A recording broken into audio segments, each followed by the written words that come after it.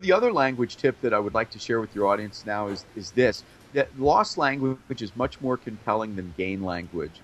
And this is based off of the work of Dr. Robert Cialdini and his 6 principles of persuasion. People are much more powerfully driven by what they stand to lose than what they stand to gain. So what you should do is think about in your communication with your buyers, how can you use language such as you would lose the benefit. If you don't take advantage of this opportunity, you could be sacrificing. It could cost you. You'd be foregoing the advantage of. You'd be forfeiting the marketplace positioning. Hmm. You'd be surrendering.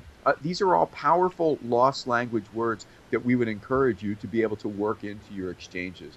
You know, Dr. Cialdini loves to tell the story about a software maker in Australia.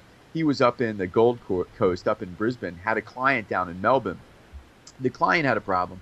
So he sent his top 2 technicians, and he himself, the president of the company, went down to this client firm.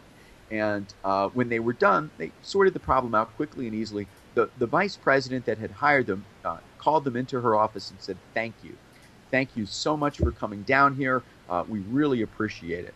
And the guy said, "I knew I had made a mistake the moment it came out of my mouth." He said, "But what came out of my mouth was, sure, no problem. Would have done it for anybody." Yikes.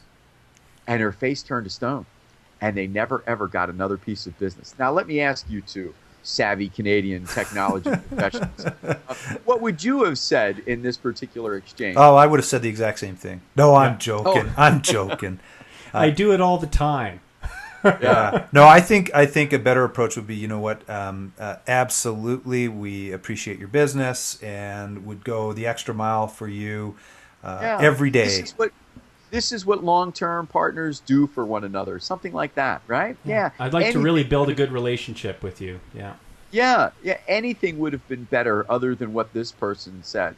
So you have to recognize that there are moments of power in social exchanges. And that was a moment of power that this particular person bungled away. In fact, that's what Dr. Cialdini calls them, bunglers of persuasion.